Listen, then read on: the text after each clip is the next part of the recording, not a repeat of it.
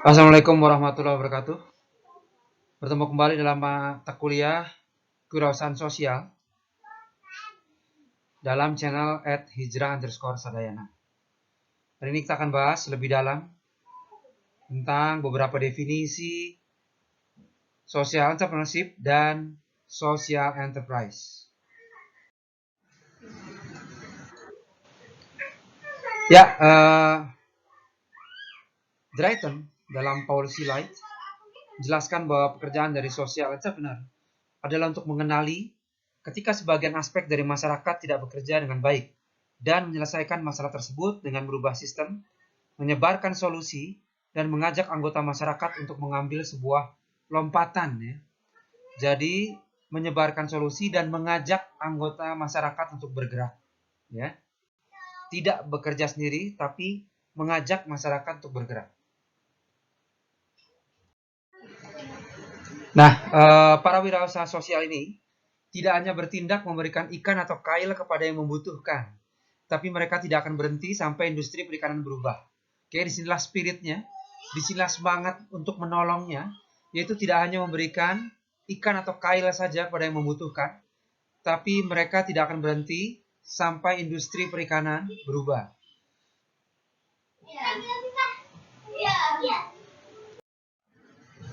Ya, nah inilah definisi yang paling populer tentang kewirausahaan sosial ya. Jadi ciri dari social enterprise ya melalui praktek kewirausahaan sosial ini yaitu adalah produksi nilai-nilai sosial oleh individu dengan misi untuk menciptakan nilai sosial yang berkesinambungan sebagai agen perubahan dalam sektor sosial. Ingat, sebuah social enterprise sejatinya dia adalah calon agen perubahan gitu ya.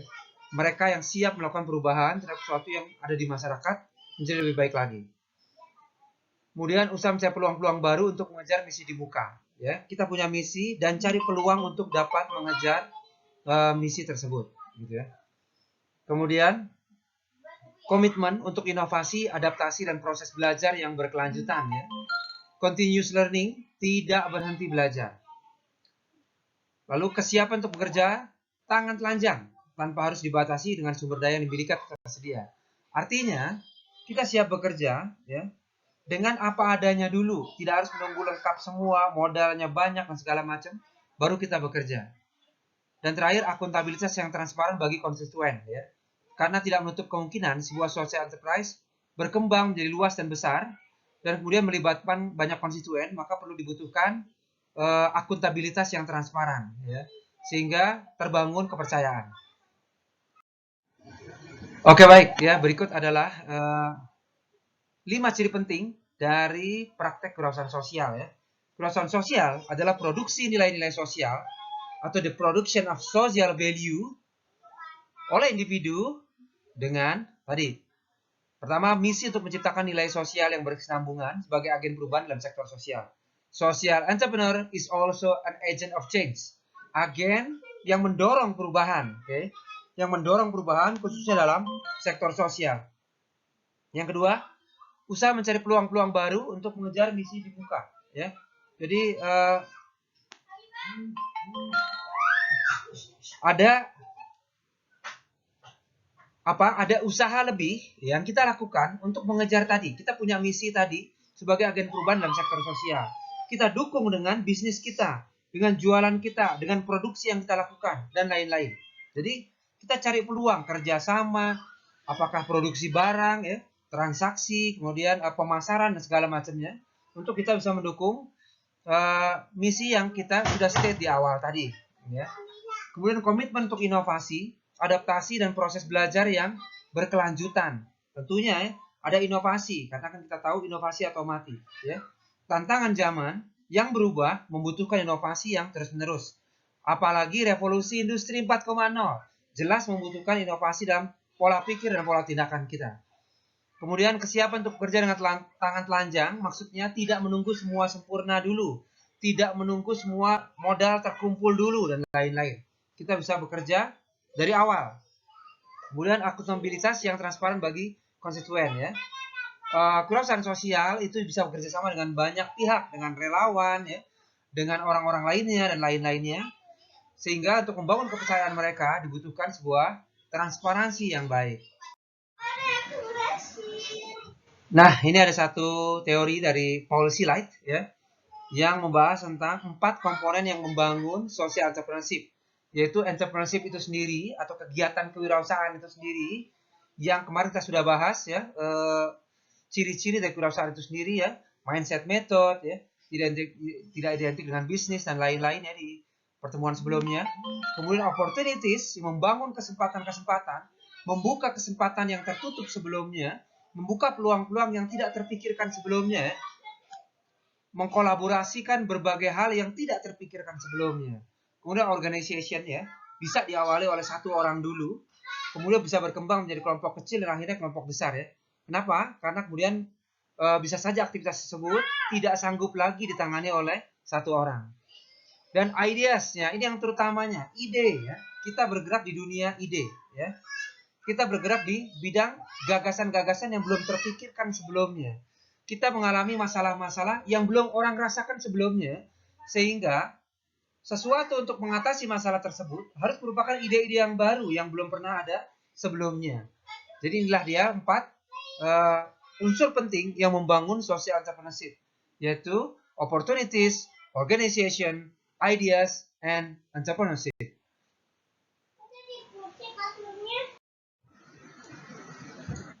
Baik, ini ada satu definisi tentang social enterprise, ya. A social enterprise is a business with primarily social objective whose surpluses are principally reinvested for that purpose in the business or in the community rather than being driven by the need to maximize profit for shareholders and owners, ya. Jadi inilah sebuah praktik perusahaan seperti praktik perusahaan biasa. Namun, keuntungannya tidak kemudian langsung habis dibagi rata oleh pemegang sahamnya atau shareholders dan juga pemiliknya atau owners, ya. Namun demikian, direinvested kembali, diinvestasikan kembali untuk tujuan-tujuan sosial yang sudah dinyatakan di awal, ya. Misalnya untuk kemaslahatan komunitas, ya, untuk pendidikan yang lebih baik atau untuk membantu golongan-golongan tertentu dan lain-lain, gitu ya. Artinya para shareholders pun sudah paham bahwa tujuan utama dari didirikannya ini bukan kemudian untuk memperkaya sejumlah pemegang saham tertentu, namun untuk kemaslahatan sosial. Nah, maka ciri dari social enterprise adalah segala bentuk bisnis yang diciptakan, yang dilahirkan untuk social purpose atau untuk tujuan-tujuan sosial, gitu ya. Tujuannya adalah itu, bukan mendapatkan dana sebesar-besarnya, namun maslahat sebesar-besarnya. Bukan profit sebesar-besarnya, namun benefit yang sebesar-besarnya, ya. Jadi juga untuk generate social value sambil juga tetap melakukan financial discipline, innovation dan lain-lainnya seperti yang dilakukan oleh bisnis biasa. Artinya bisnis biasanya jalan, namun tujuan utamanya untuk social purpose atau tujuan maslahat sosial. Ya, secara teoritis kita bisa lihat di sini, ya, bahwa ada hybrid spektrum, ya. Ini pembagian perusahaan pada umumnya. Okay. Ada perusahaan yang secara tradisional atau secara umumnya itu ditujukan hanya untuk profit saja, ya. Lalu ada juga sebuah lembaga, ya, di Indonesia sering disebut yayasan atau disebut tradisional non-profit, ya. Hanya diciptakan untuk murni kebutuhan sosial. Murni diciptakan untuk kebutuhan sosial seperti yayasan, ya, yang tidak mencari profit, namun kemudian murni ditujukan untuk kepentingan sosial, ya. Ini tradisional non-profit, gitu ya. Oleh karena itu, di tengah-tengahnya ini ada lagi nih, ya. Ini yang kita pelajari tentang social enterprise, gitu ya. Ada kemudian di sebelah kiri traditional profit itu ada corporation with responsibility, ya. Ada perusahaan yang memang tujuannya profit tapi dia punya tanggung jawab sosial, ya. Lalu ada lagi socially responsible business, ya. Ada yang perusahaan biasa tujuannya profit tapi punya kepedulian sosial yang tinggi. Lalu, nah, di tradisional non-profit, biasanya mereka hidup bukan dari bisnis, tapi dari donatur, ya, dari dari hadirnya donasi-donasi dari masyarakat, kemudian dia bisa melaksanakan program-programnya. Namun dari hybrid spectrum ini, mereka bisa mulai bergeser ke kanan, maka menjadi non-profit with income generating activity, ya. Non-profit organization, tapi mulai melakukan income generating activity. Dan geser lagi, itu ada social enterprise, ya. Jadi mereka enterprise, seperti bisnis enterprise, tapi tetap visinya visi sosial, ya. Ini disebut social enterprise, ya. Anda sedang membangun social enterprise Anda sendiri, gitu ya.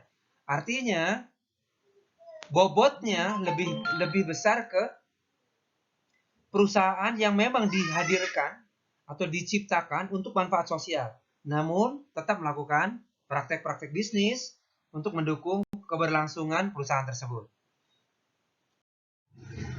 Iya, maka inilah disebut dengan dual value creation, ya. Mau diperhatikan. Cirinya adalah use business tools and approach social objective to achieve social objective. Menggunakan tools, instrumen, aktivitas, metode yang biasa digunakan di dunia bisnis untuk achieve social objective, ya. Itu yang pertama. Kemudian blend social and commercial capital and methods. Jadi memblending, ya, atau mencampurkan, mensinergikan social and commercial capital and method, ya. Metodologi-metodologi sosial dan metodologi-metodologi bisnis itu di blending semuanya. Jadi menjadi dual value creation. Kemudian create social and economic value, ya. Bersama-sama sekali jalan menciptakan nilai-nilai ekonomik untuk keberlangsungan perusahaan dan juga menciptakan social value, ya, nilai-nilai sosial. Jadi blending, ya. Artinya apa? Sang pemimpin harus punya pemikiran yang blending ini. Bukan hanya sosial saja, tapi juga bisnis. Bukan hanya bisnis saja, tapi juga sosial, ya. Kemudian generate income from commercial activities to fund social program, ya. Saya juga gini, ya, menghasilkan income dari commercial activities untuk mendanai program-program sosialnya. Market driven and mission led. Didorong oleh pasar, harus memperhatikan pasar, ya. Artinya kalau kita melakukan pemasaran, kita memperhatikan pasar kita, segmentasinya siapa, tapi juga dipandu oleh misi kita, yaitu misi sosial. Kemudian measure financial performance and social impact, ya. Ini pada tahap lebih lanjut ada pengukuran financial performance and social impact-nya juga, gitu, ya.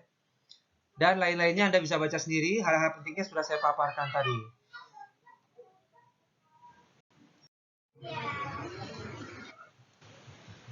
Ya, ini slide terakhir kita. Oke. Jadi, nah, ya, tetap yang dibangun adalah sustainable strategy. Bagaimana perusahaan tersebut, ya, gara-gara misinya sosial, kemudian tidak punya penghasilan untuk masukan atau profit dari bisnisnya, sehingga tidak bertahan lama. Artinya, tadi sekali lagi, membangun sebuah social enterprise tentu 2 kali lipat lebih sulit daripada membangun business enterprise.